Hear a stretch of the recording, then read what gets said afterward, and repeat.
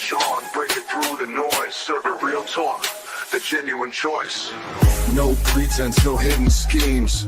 Just sports, passion, fueling dreams. From the field to the court, every play that's made. Real takes over fake debates. Turn it up, hear the honest sound. Unfiltered sports all year round. Discussions pure, no masquerade. Real takes over fake debates.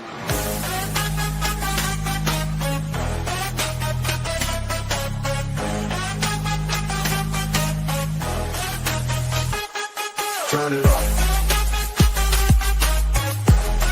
Over fake debates. Real takes over fake debates.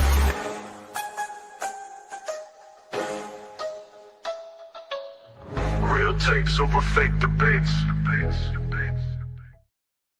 And we are live. SB Talk Sports, Sean Webb, Real Takes Over Fake Debates. It is Monday. How you doing, Sean? What's going on, brother? Doing good, SB. Happy Monday to you. Happy Monday to everyone out there. Happy Monday to everybody. We got a lot of things to talk about. Obviously, we're in the midst of the NBA in-season tournament, which is pretty good so far. The San Antonio Spurs might be our only hope, Sean. Might be. Then we got trades that possibly could be involved, and a lot of people saying Giannis might be traded, but it's looking like the Bucks might be trying to add to Giannis. I don't know what assets they have. Then obviously we got to recap football this Sunday, and we got real taking over reactions. A lot of things to talk about football wise too. There's a lot of things to break down for this lab. We learned a lot, and a lot of dynamics have changed during Week 15. But let's go to the NBA first. Salute everybody in the chat. If you guys watching, make sure you guys like, make sure you guys share, make sure you guys subscribe. So Tiff in the chat, Daniel Berry in the chat, Go James in the chat. What's going on? But yes, Sean, first things first, let's get it cracking. The Spurs is the only hope to stop OKC. OKC are what, 24-2 right now because of the loss they just took to the San Antonio Spurs. And what making me realize this is to beat OKC because they like 15 deep. To really beat them, you gotta have a freaking nature, or something on the court, and a stacked team. You need a stacked team with a freaking nature athlete. And the Spurs still almost lost that game. A lot of questionable calls during that game too, by the way. But am I crazy for saying the Spurs is I'm gonna say the Spurs in Denver. I don't see nobody else beating them. Spurs in Denver. But am I crazy for saying the Spurs is the only hope we got to stop OKC? I think the Spurs, if they get the production they expect from their dynamic backcourt, and when I say dynamic backcourt, I'm talking Fox, I'm talking Vassell, I'm talking Castle, I'm talking Dylan Harper, along with a healthy and available Wemby, I think they could absolutely be a problem for OKC. One game obviously is not the end-all be-all, but they do play a couple of games here next week on Christmas Day included. So they play on Christmas. Yeah, they play on Christmas Day. So, I think it certainly there's going to be some opportunity there for the Spurs to, further show improve against OKC. That Christmas Day games in Oklahoma City, and then they play I believe that Tuesday in San Antonio, the 23rd in San Antonio. Yeah, they play back-to-back, yep. Back-to-back. So, if you want to, try to get some sort of mental edge or advantage, these are the games where you try to do it. But the playoffs is a different animal. That Oklahoma City team obviously is playoff proven, playoff tested. The Spurs team is not.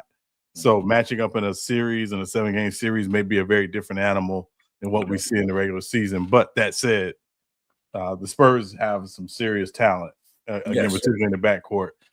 But I think it all comes down to, Wemby being, fully available for them when that time comes. Yeah, because I think what make OKC so dangerous, and I'm being real about it, is two things. One, because of the NBA rule about the 65 games, right? And what's the bonus you get when you make an all-team award? You get double the money. Or you get more, but I'm not saying double the money. Double the money is extent. The owners don't want to pay double the money they already paying. But you get more, you get a bigger contract extension when you are all NBA or you get an MVP awards. But since the NBA has placed that rule, you got to play 65 games. Now you got guys like Chet Holmgren, J-Dub, who didn't play their 65. Now you get them on a cheaper contract than what you would have to pay them for them making an all-defensive team, all-NBA team. So that's part one. And then two, they got all the Clippers assets. So even if they say, hypothetically speaking, they say, let's just say they lost J-Dub. And then they go to this year's draft and replace J-Dub with one of the Boozer twins, Cam Boozer. That's ridiculous. They back where they started. But now it's even more ridiculous because you're not going to lose J-Dub. You got him on a nice contract. You paid everybody. And you still forget a top pick in the draft. It's just like it's never going to stop. That's what makes OKC seem so dangerous because I you know, Sean, and you heard me on this podcast before. I was very critical of Sam Presti. I have never said nothing bad about Sam Presti since then. I learned my lesson real quick. I said, you know what? I'm going to let him cook because clearly I was trying to make a microwave steak and he cooking filet mignon because he cooking. And the team, the crazy part about it is the other guy you told me about, what's his name? I think he got like cancer right now, right? Don't he? Or he had a cancer scare. Oh, Nikola Topic. He ain't even played yet. And he's like an MVP over there in Europe. The best young player they say is Luka. Right. The Spurs going to be our only hope. The Spurs, they can't mess their rebuild up. Only thing that's going to help the Spurs, Sean, is like once Castle and Harper develop, and I think one of them probably not to stay come off the bench to be like the Manu Ginobili. It might be Harper. Right. But at least they got De'Aaron Fox as a trade asset. Because De'Aaron Fox, I don't see them staying together. Like, I think they're going to run with De'Aaron Fox like 2-3 more years. And then once those kids grow and evolve, I see De'Aaron Fox being a trade piece to add more talent to this team. That's the only way. He said, OKC got a lot of guys that can make some teams this season. OKC got a lot of people on that team that will start on a lot of your favorite team roster. Yeah, so that's the only thing. But next up on the list, too, though, Sean, I don't want to harp on it too long. Timberwolves want Coby White. And as a Bulls fan, I'm happy for it. And the reason why I'm for it, and the Bulls need to get on it, but I doubt they do because we are the Chicago Bulls. We always wait till the last minute to do everything, or we don't trade nobody when we're supposed to trade them. It's because Coby White contract is up this season. And no front office, we don't want to pay nobody. We did that with Josh Giddey this year, but Josh Giddey was a restricted free agent. With him being a free agent, we can still always bring him back. Coby White's going to be an unrestricted free agent.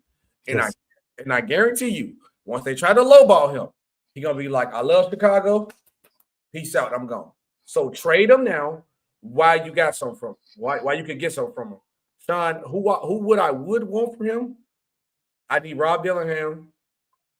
I need Juan Burgundy. I forgot his name. This is like a rookie. He's like 6'9" big man. Him. And I'll probably take Terrence Shannon and like and some draft capital, and I'll be cool with that. Yeah, you're not getting all that for Coby White. I think we could. No, you're not. Only because the Timberwolves are desperate right now. Well, no, desperation makes fools of us all. The issue is because as you mentioned, Coby White is an unrestricted free agent after this season. He's already told the Bulls that he was not interested in negotiating a contract extension. He wanted to get to the offseason. Any team he gets traded to is probably going to get the same message because they're going to be about 10 teams with salary cap space this offseason. So he wants to keep his options open. So for the Bulls at this point, if you got Rob Dillingham and a protected first-round pick from Minnesota back for Coby White, I think that's a pretty good deal, given, again, if your intent is not to re-sign him or not to keep him long-term, you want to get something rather than let him walk out the door, obviously, for nothing. Now, here the other catch is the Bulls could potentially use him in a sign and trade this summer as well. So that will be, I think, the thing the Bulls will be thinking about before, obviously, trading Coby White, to Minnesota or anywhere else this season. Yeah. Hold on, wait. We got to pause this 1 second. Shout out Sports PSP in the chat. He sent the super chat. Super chat, we got to prioritize those. He said, should Philly trade AJ Brown? No. I agree with you. I say no. It's which we're going to talk about the Eagles when we get to our football stuff. But I'm going to just say this. Jalen Hurts, AJ Brown, Saquon Barkley is not the problem. The problem is who's calling the plays. Sean, you don't got TikTok, but I'm gonna say the video and send it to you. It's a dude who went viral. He is mad because he went viral because he said literally this is all the Eagles is. Saquon up the middle, Saquon up the middle, AJ Brown deep ball, turnover on downs, punt. Hey, Saquon up the middle, Saquon up the middle, AJ Brown deep ball, incomplete, punt the ball. And his sound has been going viral because literally that's all they do. Saquon up the middle, AJ Brown deep ball, or the tush push. And they can't even do the tush push right. Right. You got to fire your offensive coordinator. And if the coach don't want to get rid of offensive coordinator because that's his friend, he needs to be fired too. Everybody say the problem with the Eagles is they are too predictable. I'm sorry, Sean. Me and you not no football experts. Not at all. We do. If that's the case, we'd be head coaches. But you cannot tell me I cannot make a game plan when I got AJ Brown, Devontae Smith, a good O-line, Jalen Hurts, who was mobile with his legs, and Saquon Barkley. Sean, you can't come up with nothing more creative than Saquon up the middle and the AJ Brown deep ball. I consider myself a pretty decent football expert, but that said, if you've been in the coaching tree as long as Kevin Patullo has, you would think that offensively he could scheme something a little bit better. Obviously, yesterday was a good game for them, considering the opponent. But yeah, I mean, you would think that he could. And again, the only appreciable change the Eagles made from last season to this season was losing Kellen Moore to be the Saints head coach and replacing him with Kevin Patullo. And then obviously losing Mekhi Becton at right guard and Tyler Steen, who was on the team and been on the team for some time, stepping in and playing right guard. Right. That's it. So the personnel hasn't changed. It's, again, to your point, it's the play caller and it's who's ultimately, designing these game plans week in and week out. Now, I will say the last couple of weeks, apparently, Nick Sirianni has gotten more involved in the offensive game planning. Perhaps you saw some of that yesterday. We'll see if that continues these last 3 weeks of the season as they are, in a push, not just try to win the division, but also try to finish with as high a seed as possible in the NFC. So that remains to be seen. But, if I'm the Eagles, they understand the task at hand. They understand what they have to do. And I expect them to go out and, play these last few weeks of the season very well as they prepare to try to defend their championship. Yeah, salute to Johnny in the chat too, by the way. But back to the Kobe White situation, I do think, honestly, Sean, what I really hope for if the Bulls do trade Kobe White early, I hope this is a gateway to get Vooch off our team. Vooch got to go, Sean. Vooch, if he's not scoring, he's useless. In the last game we just played, we benched him. We won. So that's one thing I hope for. But do I like Kobe White? Yes. But if he's worth getting traded, I think we need to have a direction. And honestly, this is a year in the draft where we actually own our draft pick, where I actually hope we don't make the playoffs. I think we need to get the highest pick we can get in this draft. Next up on the NBA before we get into the NFL, the Bucks are looking to buy at the trade deadline, Sean. I don't know what they planning on buying. I don't know. You would think that Giannis would be traded, but yeah. So I don't think they're trading Giannis. I think they're trying to add something to Giannis. I don't know who they can add by trading Kyle Kuzma, but so what's your reaction to this? Well, so think about this. So they have about $60 million in combined salaries when you talk about Kyle Kuzma, Bobby Portis, and Miles Turner. And also, they have their picks in 31 and 32. Yep. So, there's a very good possibility they could be buyers. It's who's selling and who wants to be moved. The name that comes to mind immediately is Trae Young. But I don't know if that necessarily moves the needle in Milwaukee for them. Could they be, potentially in on Ja Morant? I don't think Memphis is necessarily pushing to trade Ja Morant, to be frank. Could it be LaMelo Ball? Again, I don't think Charlotte is pushing to trade LaMelo Ball. LaMelo Ball has come out and says he loves playing in Charlotte. He wants to be in Charlotte. So it's not even that your buyers, is who's selling. And, nobody. And what they got. I mean, well, again, I think it comes down to, again, are you looking at those 31 and 32 or 31 or 32 because they can't trade both? Those 31 or 32 first round pick and saying that's going to be a very valuable pick, depending on what happens with Giannis long term.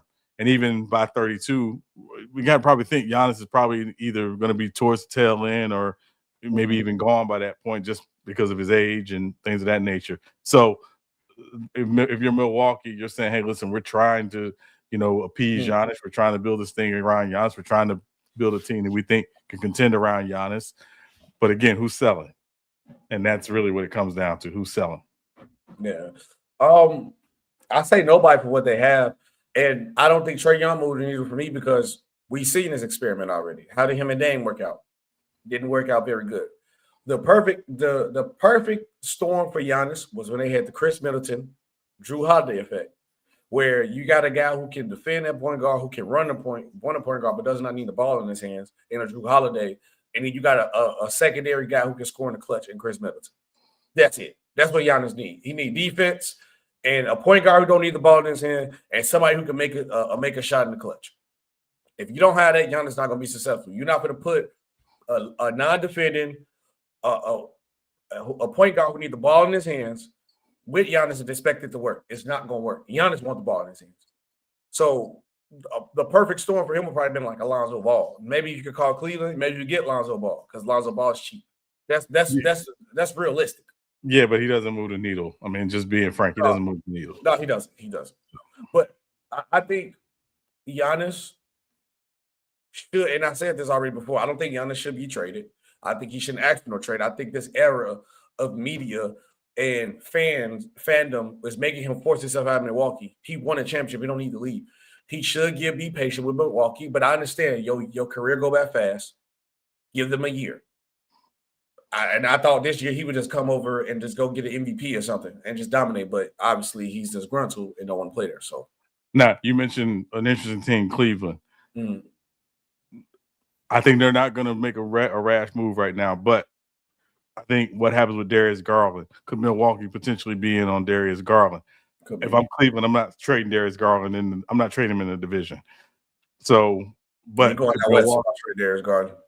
I mean, I would consider trading him in the conference for the right deal, but I'm not trading him in the division. So, and I think, again, a Darius Garland with Giannis could be interesting because, again, he's an all-star. We know the issue with Darius Garland has been health and availability, because he's been in and out of the lineup after the toe surgery as they're trying to maintain that.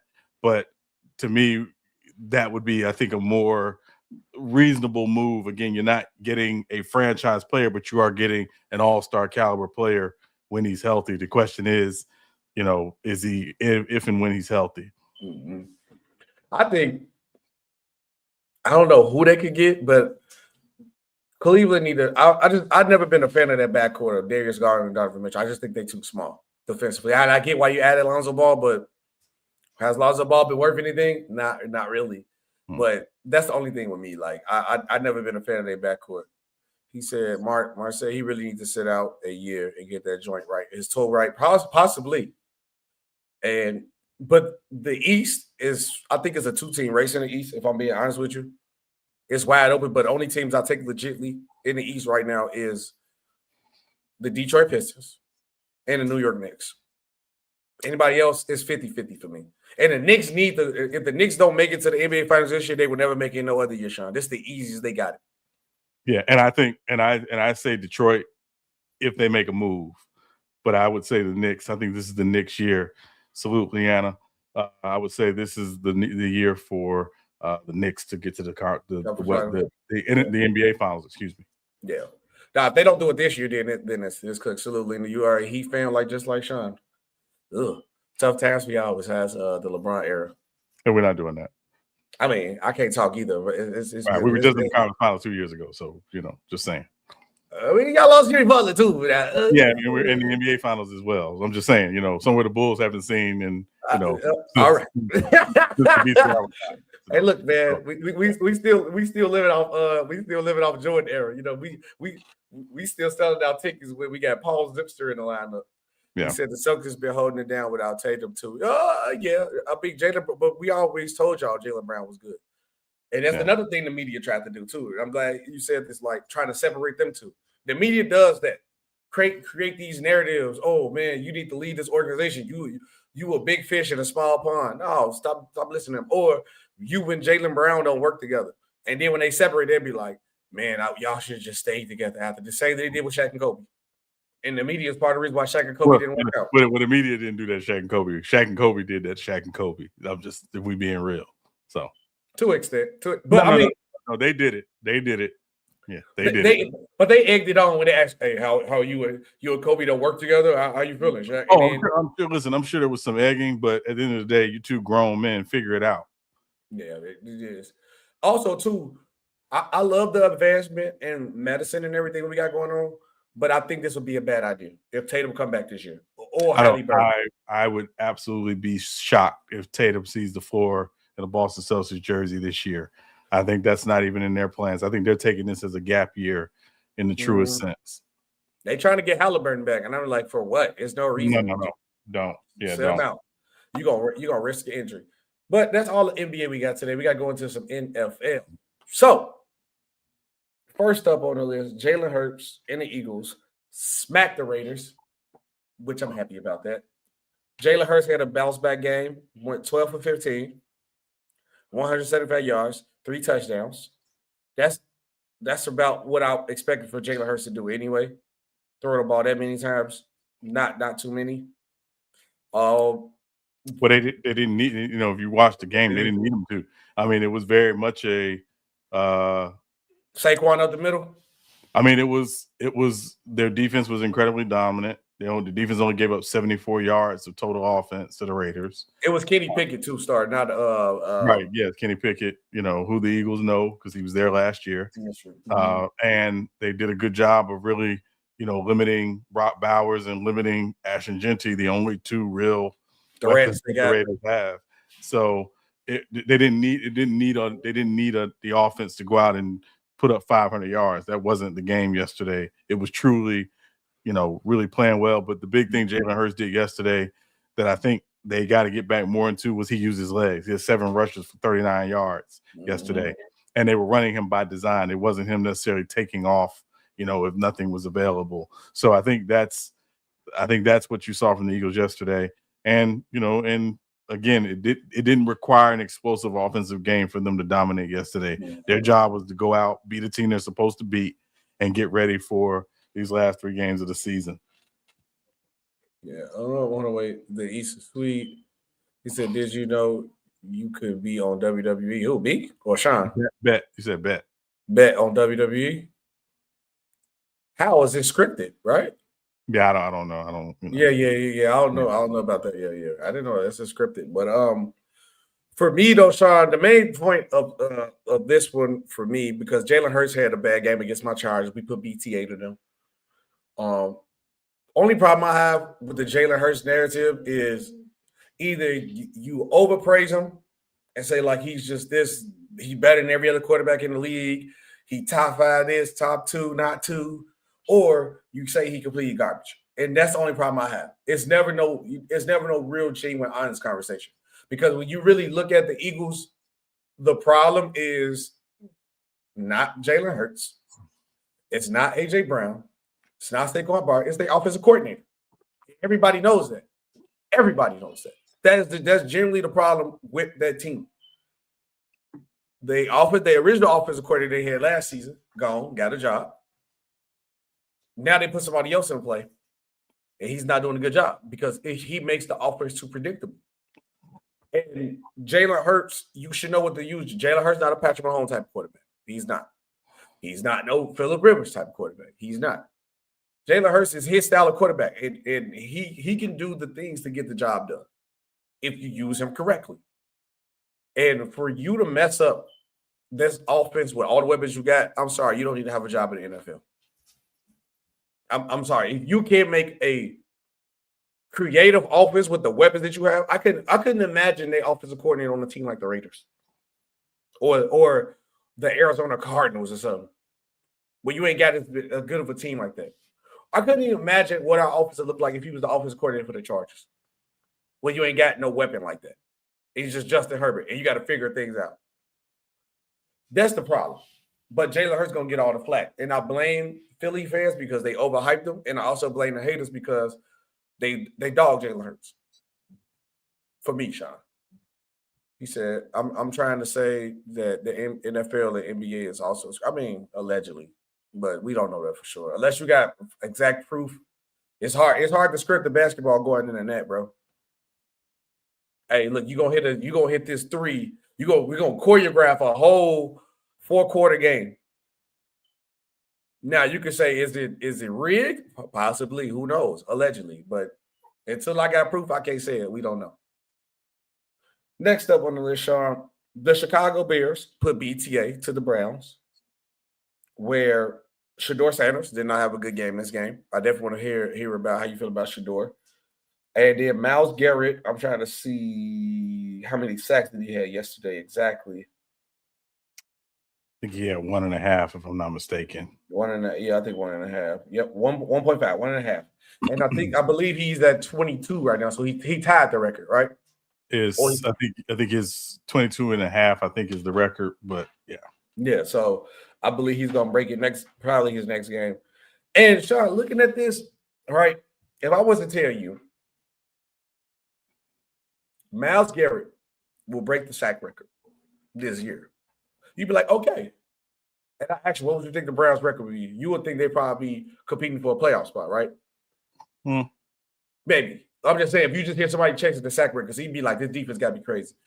This shows that football is the ultimate team sport. Because how dominant Myles Garrett is, it don't make no difference. Because if everybody else don't do their job, and now I kind of feel me seeing this with Myles Garrett, I kind of feel what you were saying about Tom Brady, about being like the greatest winner of all time. This is a perfect example because no matter how good Tom Brady was, if the other people didn't do their job, he wasn't going to win. It don't matter how football is the one sport I say wins shouldn't define if you're the greatest of all time. And this is the perfect example of that, Sean. I literally learned watching this, and I'm like watching it live and seeing it. Like, this dude is a monster, but everybody else around him is garbage. So when you be saying like Deion or Barry Sanders or Peyton, is those really like the best, or Tom Brady not the GOAT, he's just the greatest winner of all time. This is the perfect example of it for me.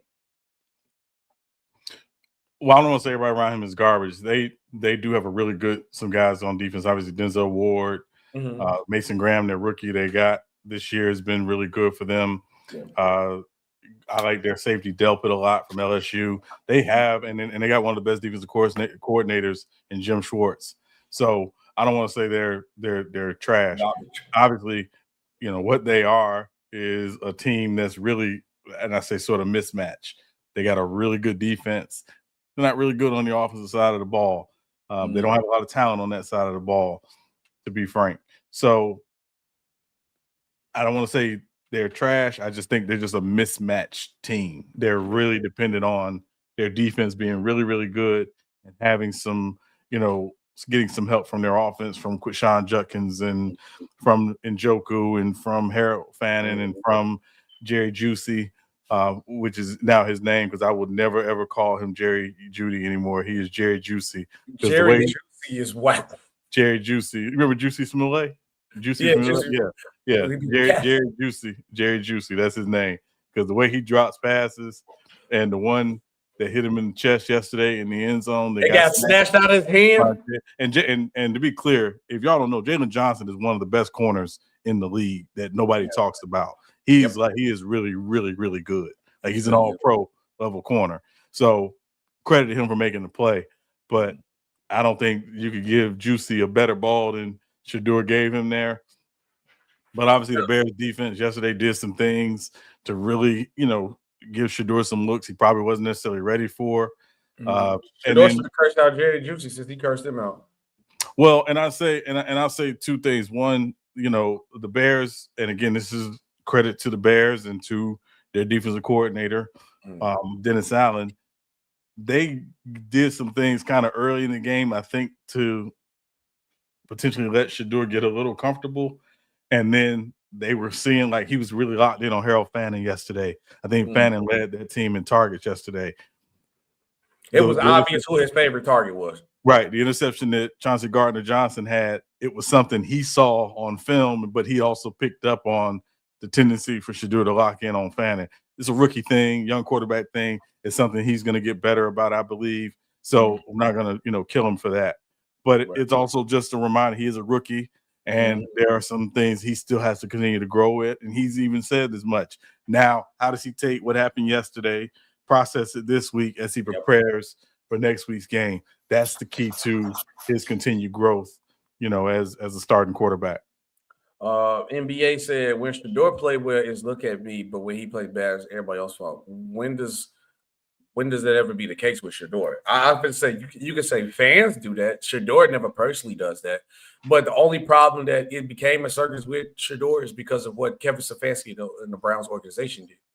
They made it a thing, to be honest with you. But nobody ever points their finger and be like, yeah, look at me. I'm Shedeur Sanders. I play good. I don't think Shedeur personally does that. If anything, out of all the rookies, I would say who's the most media trained ready is Shedeur Sanders. He never gives the wrong answer in the media. He never called out no teammate. He never lets you call out. He never get blindsided with one of those weird questions. He answered everything the right way. So I think if you want to say Shedeur, the fans do that, of course, but fans gonna say what they want to say, because if you that guy, you the people's champ, people gonna move like that for you. But also you gotta acknowledge the fact of what the Browns did. The Browns made this a circus. He said, Shaq, you not seeing by his YouTube channels, then laugh out loud, but it is fans. I mean, I could probably check it out, the YouTube channel. I check it out. I guess he must be talking about the Bucky channel. The Judy is booty is crazy. Sean, see what you started? Yeah, listen. I mean, see what you started, Sean. Jerry Juicy. That is his name. Steve Smith was right. That is his name. Jerry Juicy. Oh my days. Oh my God. See, you started, Sean. Yeah. But shout out Myles Garrett. But I have acknowledged the fact. Now, who I would re-say is the NFL GOAT, I wouldn't know. I'm gonna still say Tom Brady for me at the moment. But Myles Garrett's the question I have with my eyes where winning does not make you the GOAT, especially for NFL wise. Tip of the bet. Judy can kick rocks now. He got a Cleveland logo on his. So I mean, he's a Browns fan, so he's seen a lot of Jerry Juicy. Yeah. Next up on the list, which should have been obvious to everybody, when the quarterback arm was backwards, but the Browns said they are sitting Jaden Daniels for the rest of the season. Commanders. Mm-hmm. Sorry. The Commanders said they're going to sit Jaden Daniels for the rest of the season. Yes. No ish, Sherlock Holmes. You should have did it the first time when my quarterback arm was backwards. Y'all wasn't going nowhere. Y'all wasn't in contention. Still not in contention now. And you brought this man back out here to get hurt again. I wonder who the last time they did this, Sean. They had a quarterback, Robert Griffin. He is a former quarterback of the Redskins. I wouldn't necessarily say he's a brother quarterback, but he is a quarterback. But I'm not going to go down that route. But, yeah, they mismanaged him. And he was looking like the 10-man legs out there because they kept forcing them out there. I see the same mismanagement again going on with Jaden Daniels, and I hope they don't do this again. But what was your reaction to hearing that, though? I mean, again, to your point, what took so long? They have to think about Jaden Daniels' long-term future. They understand this was a team that overachieved last year. Clearly overachieved. They got to the NFC Championship game, played 2 great playoff games against Tampa and against Detroit. Obviously, and was able to go on a run, and then got to the NFC Championship game against their division rival, the Eagles, and got smacked. But there was great expectation coming into this season. But right now, it's about making sure you have Jaden Daniels ready to go going into next season, because next season is an important season for Jaden Daniels. Why? Because after next season, they can sign him to a long-term extension. And you're talking probably somewhere in that $65 million a season range. So So I'll just leave it at that. But that said, they have to protect their long term future with Jaden Daniels. When he's healthy and available, we know what kind of quarterback he is. But right now, the main thing is making sure he's getting right, he's getting healthy, but also the infrastructure around him is sound, because there's a good potential. There's potentially a chance that they'll lose their offensive coordinator this year to an open head coaching job, Cliff Kingsbury. So they need to make sure they got the infrastructure right around RG3, top to bottom. And I'm sorry, not RG3, excuse me, Jaden Daniels. I'm sorry, that comment just had me clown joking. Yes, it definitely, that comment. T3, hilarious comment, by the way. Hilarious comment, by the way. And cornball should be spelled with 3 L's because it is RG3. RG3, you got to put the 3. Yeah, that's neither here nor there. But the point is that they want to make sure they're right, going in the next season around Jaden Daniels, top to bottom. And that's really that should be their focus this offseason. The Yellow Bear asked us a question. T3, that's still hilarious, by the way. I'm trying my best not to laugh. But he said, what's the talk about the Browns are tanking? Are they? I mean, yeah, you want to say? No, I don't think they were trying to tank. To be honest, I think they legitimately was losing. No, I mean they played the Bears, and the Bears are one of the best teams in the NFL. And they played in Chicago, tough place to win, especially in December. So no, I don't think they were tanking. I think they legit were trying to compete. It's just the Bears are a better team.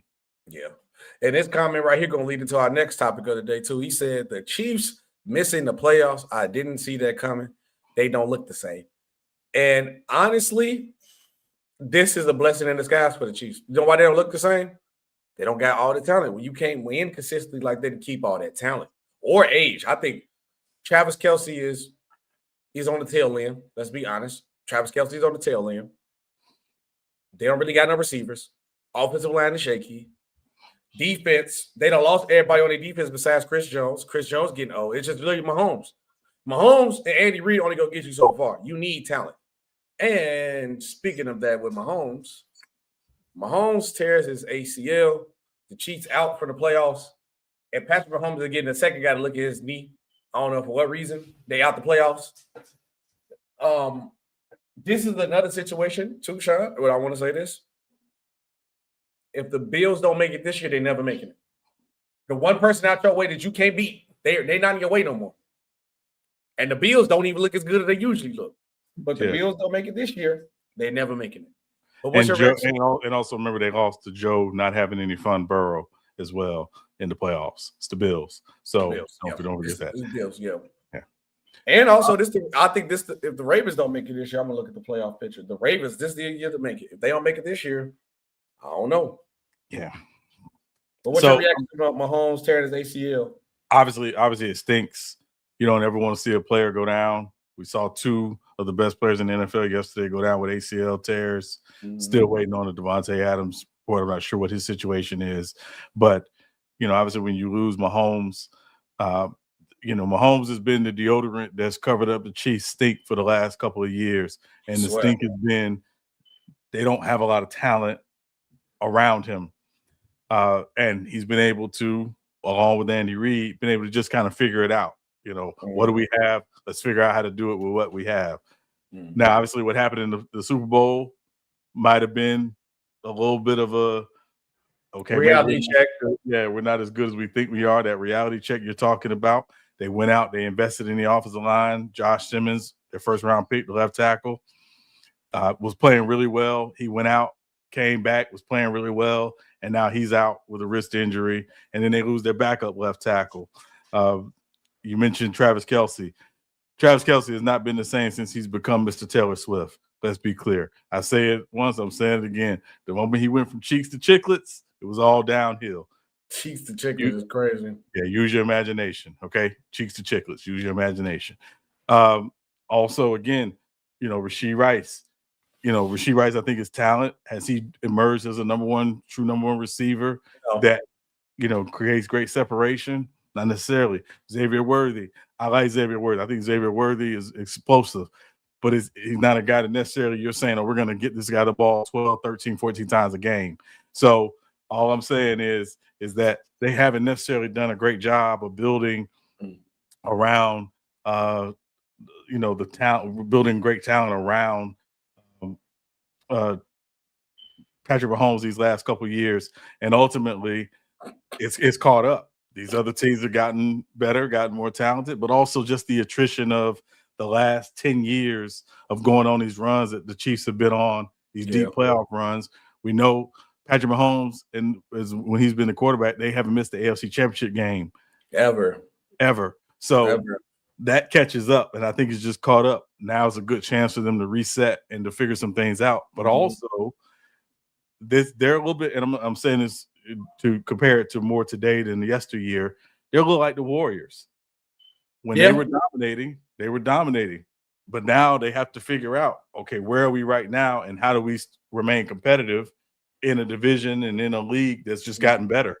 And we'll figure out, what to do. Let me comment on T. You do not want John Gruden. No, you don't. You do not want John Gruden. He is the biggest snake oil salesman in NFL history. You do not want John Gruden. I promise you. And I can run down some numbers, but you do not want John Gruden. Somebody the quarterback whisperer. You ain't see the last thing he did when he was in the league. There's a reason why he don't got to stop. And it wasn't because of those emails. Yeah. The emails was the cover why we get him. We got him out here quicker than we needed to. Because trust me, if that didn't happen within 2 years, John Gruden would have been gone. Yeah. Also, I just want to say really quickly, just to be clear, and I think people got to be careful about this. Anytime a new coach comes in, that new coach is not tied to whoever that quarterback is. Yep. New GM either. So new GM, same thing. Mm-hmm. So be careful about saying, they should go out and get a new head coach for Shedeur. That new coach may come in and very well say, "No, I want to bring in my own person." We see it happen all the time. We just saw it happen this past offseason with Aaron Glenn going to the Jets. Mm-hmm. He said, no, he didn't want Aaron Rodgers. They were moving in a different direction. It happens all the time. And that's Aaron Rodgers. Look at the Bears. They got rid of Justin Fields for Caleb Williams. That's not his guy. So that's why I say y'all asking for a coach who ain't going to want Shedeur. That's it. Right. So I'm just saying we just got to be mindful of doing that. Like, again, Kevin Stefanski's not a terrible coach. Does he have issues? Every coach does. But he was the one that was there when they made the organizational decision to draft Dylan Gabriel and Shedeur Sanders. He's the one that has the investment in Shedeur Sanders right now. Someone else coming in may not have that same investment. So let's be careful because, again, what we don't want is to see Shedeur being bounced around, potentially because there's not a coach that says, yes, I believe in that guy. I think he can be a starting quarterback in the NFL. And then TD3 said, T3 said, Jared Goff and Matthew Stafford had a mini door. If you honestly, and I could be wrong, but tell me if I'm wrong, but I have always noticed every time Matthew Stafford and Jared Goff play, since they were traded for each other, they always go. Because, I think Jared Goff wake up a little bit different playing against the Rams because they traded him. I don't think he had a bad game against the Rams. Even when Detroit was losing, I swear the only game I think he always played good was that against them. He said out of Cleveland would be a godsend. I mean, free Myles Garrett, but Myles Garrett not going nowhere. He signed that contract. They paid him well. So you're gonna cry them L's down your cheek. It's crazy. Justin Field was the second pick, been on 3 teams and 3. I think he was 10th. He was like the 11th pick. Yeah, 11th pick. Yeah, he was like the 11th pick. But the problem is, I'm gonna be real. Sean, no, I am a Chargers fan. I support my hometown team. I stopped supporting the Bears during when they traded Devin Hester, and all they had to do was get a quarterback, and they didn't. They refused to do that because they wanted to be with Sexy Rex, and he was trash. I said, you know what? I'm not dealing with this team no more. I stopped being a fan. And if Sean to tell y'all if I'm lying, I started back being a fan of the Chicago Bears because they drafted Justin Fields. I never thought in my lifetime I would see them draft a black quarterback, and I said, okay, this team is finally moving in a different direction. They actually want to try to win. And I started back supporting the Bears. So Justin Fields is the reason why I'm back supporting the Bears. But honestly, Justin Fields has not developed nothing different since he's been in the league. He's the same since his rookie season. He still had the same problems. He still can't make the read correctly. After his first option, he can't make it.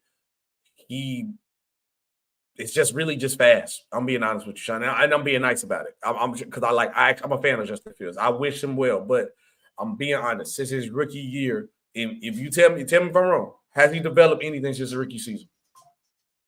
I would say it's been limited. And that's the problem with Justin Fields. And Justin Fields can be great. He could be great. He said Stefanski can keep the game ball. He gave it away. Oh, yeah, he going to give it away. He said, I'm okay. I'm wrong. I couldn't remember. Yeah, no, it's good. It's good. He said Bears should have never benched Cal Orton. Cal Orton should have played. But he can't live off. You can't live crowd with sport milk. Next up, speaking of quarterback back, old man Rivers, Chargers legend. And, you know, Sean, which I believe Phillip Rivers knew he wasn't going to make the Hall of Fame, but everybody asked him, like, Phillip, why would you do this? You messed up your chance to make the Hall of Fame. I'm a big Phillip Rivers fan. I'm a Charger fan. Phillip Rivers probably wasn't going to be a first ballot Hall of Fame. He wasn't. And it's cool. So go ahead. If they call you off the couch, I give you a couple million. He got 11 kids. So everybody asking me why Phillip Rivers coming back for a paycheck. You know why he's coming back. And you never gonna tell a man with an ego that he can't do something. So the other kind of outlier that people didn't really know, and I think it was George Foster, former offensive lineman, tweeted this, that after you're out of the league for 5 years, you lose your medical benefits. So him coming back actually restarts his medical benefits because Cobra is expensive. So that might have been part of his motivation for coming back.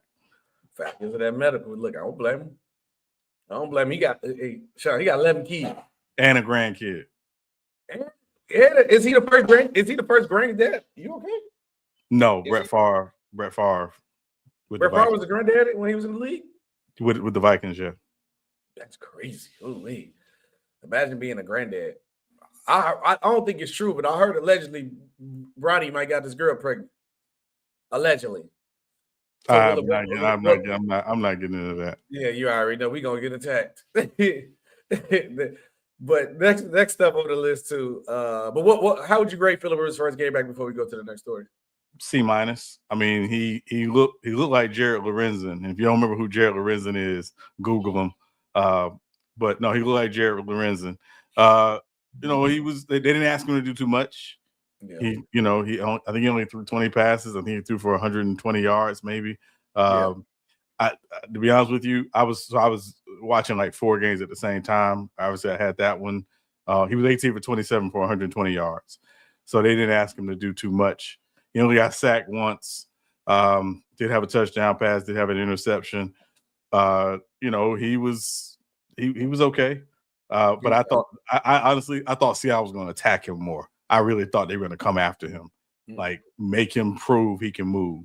So, but they really, in my opinion, didn't do that. They did enough just to win the game. Maybe they took it easy on him just because it's like, hey, we don't want to hurt this man out here. But, now I want to see, because I believe, if I'm not mistaken, I believe the Colts do have another game left against the Texans in Houston. Houston need that win. Yeah, and they play the 49ers this week. So, I think, we'll see if it's all good. Sometimes it's all good just a week ago. But, yeah, they do play the They do play the Colts week 18. Texans do. So, let's see what happens. Divisional game. Yes. Yeah. And potentially, and the Texans are still, fighting for that in the playoff hunt. So, because I know they got they got the Raiders this week. And then they got the Chargers next week. So, yeah, we'll see. Next up. I would say I'm sad to hear this news, but I'm not a Packers fan at all. I actually do not rock with the Packers. The Packers are on my list with the Raiders. But I never want to see nobody hurt. But Michael Parsons is done for the season with a torn ACL. This is the worst time for somebody to get hurt. I think that just ruined up all the Packers' hope this season. But what was your reaction to this? And are the Packers done? I don't think they make the playoffs no more. I think the Packers still make the playoffs. They made the playoffs the last 2 years without Michael Parsons.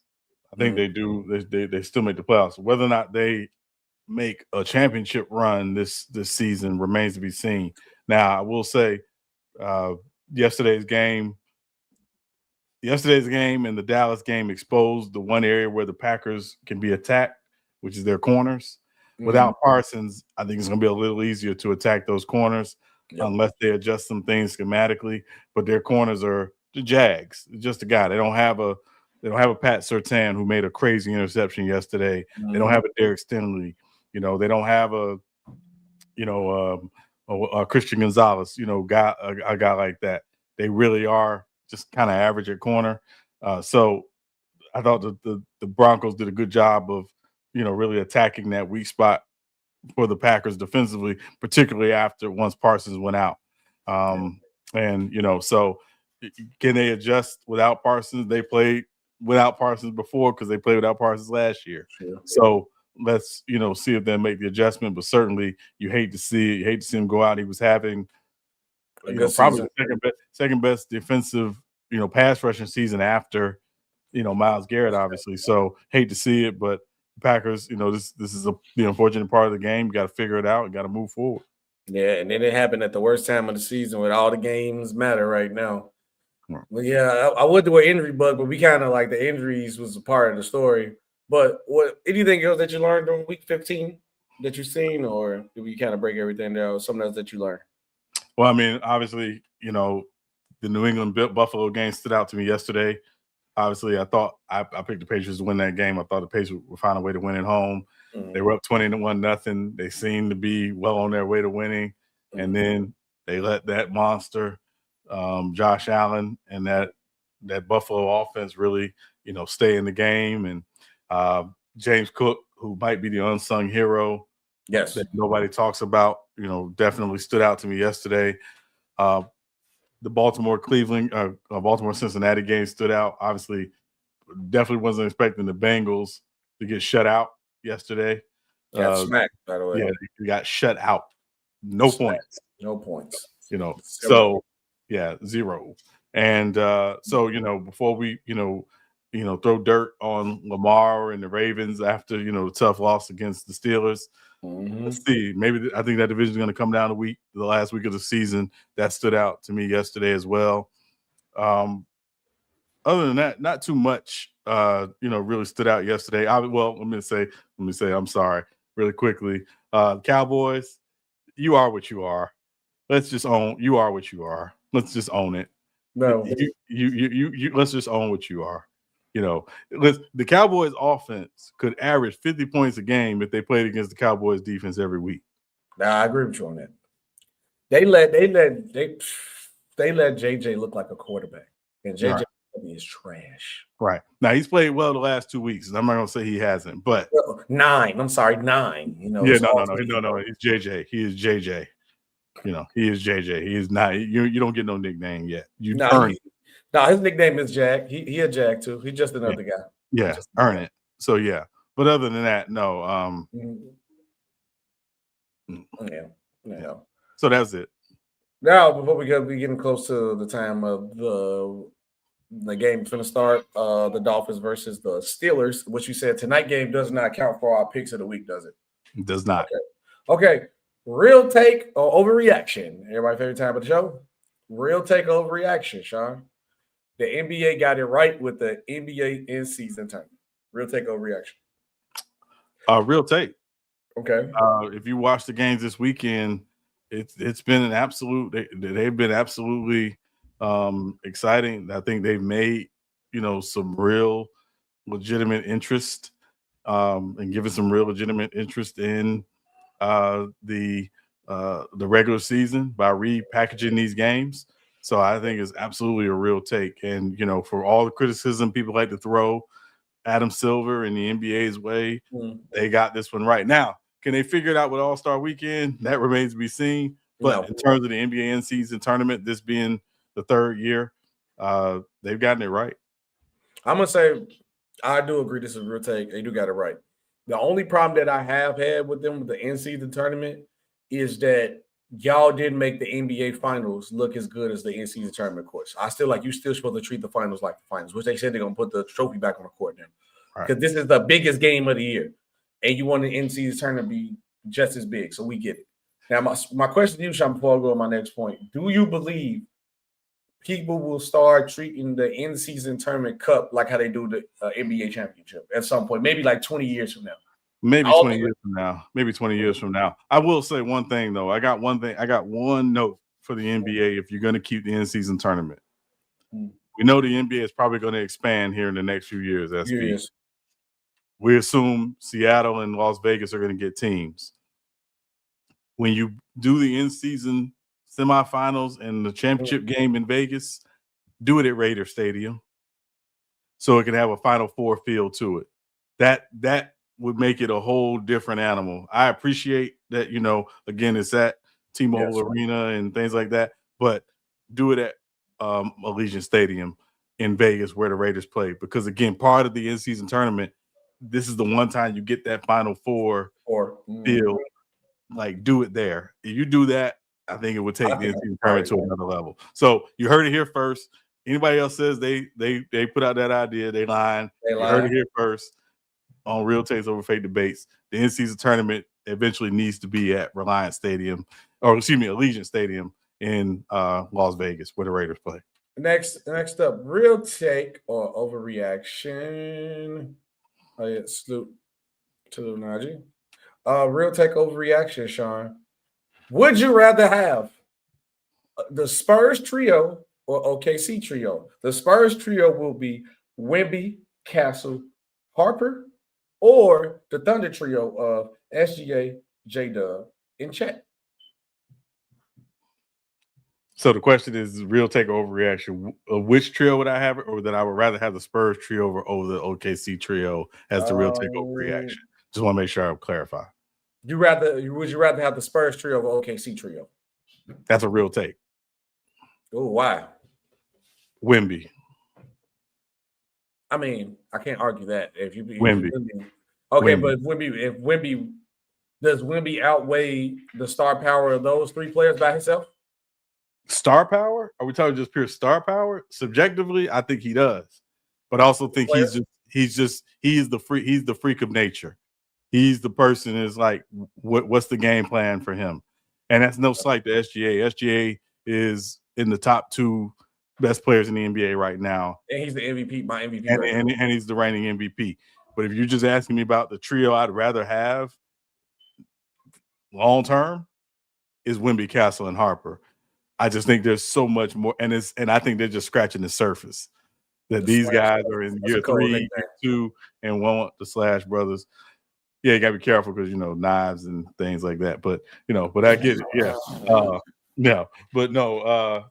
Give me Wemby, Castle, and Harper easily as the trio I would want, short and long term. Yeah. Now I'm my only problem is Wemby's health. So for today, I'm gonna say it's overreaction. I think I would rather have OKC's trio. They have shown they won already. They'll show they consistently be healthy. And the one guy who is not healthy with OKC is Chet because of his size. He's the big guy. He's a unicorn. And he's not the main guy. He's the third best player out of those 3. With Wemby and the Spurs, Wemby's the best guy. He's the freak of nature, the unicorn, but he always hurt. If Wemby hurt, it's ugly. So for today, I'm gonna take the Thunder. Okay, so he said French Vanilla is worse. Wemby and Cornette is crazy. Yeah, that's a terrible nickname. Yeah, that is marshmallowy soft. That is a San Antonio type of nickname. I believe somebody in San Antonio came up with it. I guarantee it was a San Antonio radio station. It was like, yeah, Wemby and Cornette together, French Vanilla. Trash. That's a terrible nickname. No. Real take or overreaction. The Packers will not make the conference championship game without Michael Parsons. I'm going to say overreaction. I still think they can make the conference championship game without Michael Parsons.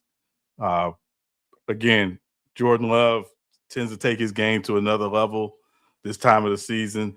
I think this is the year he's willing to show and prove why he's in that conversation of the better, young quarterbacks in the NFL who's ascending, continuing to ascend. But also, I think defensively, they still have Rashawn Gary. They still have Devontae Wyatt. They still have Kobe Wooden. They still have Lucas Van Ness. They still have Quay Walker. Still have Xavier McKinney. I think they still have a very, very good defense. Yeah. So I'm going to say they make the conference championship game without Michael Parsons. This is an overreaction. Actually, I disagree with you, Sean. It's a real take because I have to open up my playoff picture. Rams, Bears, Eagles, Seahawks will smack the Packers without Michael Parsons, guaranteed. I don't know. You're going to see one of them. And right now, they are the 7th seed. They would have to play the Bears in Chicago. Right now. Now, they play the Right Bears now. in Chicago this coming Saturday night, which I think you'll be tuned in just like I will. Yes, but, sir. you know, but we'll see. You know, again, defensively, I think the Packers can do some things schematically. You don't replace a Michael Parsons. It's Michael Parsons. Right. You know, and at the end of the day, Michael Parsons is Michael Parsons. But I'm saying they were really good defensively before getting Michael Parsons. Michael Parsons took the defense to another level. And again, I'm gonna make the KD comparison. KD to the Warriors. The Warriors were already really good. KD to the Warriors took it to another level. That's what Michael Parsons did for the Packers defensively. But they were a really good defense without him. Yeah. I think only thing holding the Packers back is like they're waiting on Jordan Love to arrive. That's it. He's too inconsistent. One day he looked like, oh, this is the guy they told us about. And next day he'll be like, oh, no, he's not that guy. Last one of the day before we get up out of here. Real take or overreaction, Sean. Giannis Antetokounmpo will not be traded this season. Real take. Okay. Real take. Why you believe so?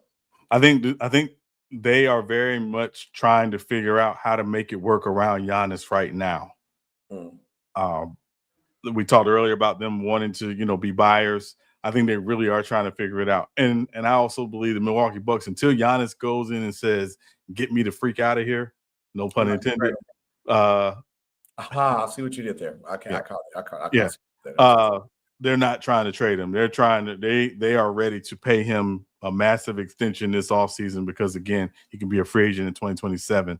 I think they're ready to extend him, but they're not going to trade him until he comes in and says, "Get me out of here." Yeah, I wouldn't trade Giannis. I already told you I don't want Giannis to be traded. I think it's a real take only because I think you are limited to what you can get during the season. I think it's easier to move a player during the offseason. And I think it'd be better for Giannis and his family for him to get traded during the offseason. Yeah, go ahead. I think because the main team that want him will be like the Knicks. And I think the Knicks should try to go all out this year. If we don't make it this year, then you're going to make that splash for Giannis. And I think the other piece, too, is if you're a team trading for Giannis, you want some level of guarantee that Giannis is going to sign an extension. Mm-hmm. So it's not all that dissimilar to Jimmy Butler last year, although, again, different levels. But Jimmy Butler last year, teams that wanted to trade for Jimmy Butler weren't going to trade from him if he wasn't going to sign an extension. They were going to give up all their assets to get him. Giannis is very similar. You know, if you're a team trading for Giannis and you're going to have to give up significant assets to get him or significant players to get him, you want some assurance that, no, he's going to stay here. He's signed an extension and our window to still compete will be open because he's extending here. And then from what I'm hearing, only two teams that Giannis really want to go to is the Bulls or the Knicks. And I just feel like he just want to go to a major market. I think the Knicks is one of the main teams because in New York, the Mecca basketball. And he only won't go to Chicago. It's a major market and it's right down the street from Milwaukee. But the Bulls said no, they don't want Giannis, which is stupid to me. But we are the Chicago Bulls. So that's the reason why, Sean, we have not seen the NBA Finals since the dude right here floating in the air behind me. Because we are the Chicago Bulls. But last bit of the show is your other favorite part of the show. SB and Sean NFL Picks of the Week. SB and Sean NFL Picks of the Week. How did it go and who went in this week, Sean? All right. Cleveland at Chicago, we both took the Bears. Bears did win. Baltimore at Cincinnati, we both took the Ravens. Ravens did win. Mm-hmm. Chargers at Kansas City, you, of course, took your Chargers. I took Kansas City. Chargers did win. BTA. I'm sorry. Buffalo at New England. You took the Bills. I took the Patriots. Buffalo did win that game. Mm-hmm. Commanders at Giants. We both took the Giants. We'll never take the Giants again. Not doing that anymore. Commanders did win that game. Vegas at Philly. We both took the Eagles. Eagles obviously won that game. Jets at Jacksonville. Jacksonville won that game. Arizona at Houston. We both took the Texans. Texans did win that game. Mark my words. Nobody wants to play the Texans in the playoffs. Mark my words. I agree with you with that. Their defense is ferocious. Yeah. Green Bay at Denver. We both took the Packers. Denver did win that game. Mhm. Detroit at the Rams. I took the Lions. You took the Rams. Rams did win that game. Mhm. Carolina at New Orleans. We both took the Panthers. Saints won that game. 2 divisional wins in a row. Shout out to Yes. your Saints. Bested up the NFC South. Tennessee at San Francisco. We both took the Niners. Niners did win that game. Indianapolis at Seattle. We both took the Seahawks. Seahawks won that game late on a field goal. Minnesota at Dallas. We both took Dallas. Minnesota Never again. Did win that game. Never again. And so tonight's game, Miami at Pittsburgh. You took the Dolphins. I took the Steelers. Tonight's game does not matter. You win the picks of the week this week. We back. We back at the house. I know it's been a long time since you won the picks of the week. So I know. So I'm happy. I gotta take my victory when I can't get it. Yeah. But appreciate you guys watching the game. It's been a cut on now. Make sure you guys get your popcorn ready to go watch some football. Dolphins versus Steelers, and we're gonna see how this goes. It's been SB, Sean Webb. It's been another great episode of Real Takes on Fake Debates. See you guys next time. Peace out.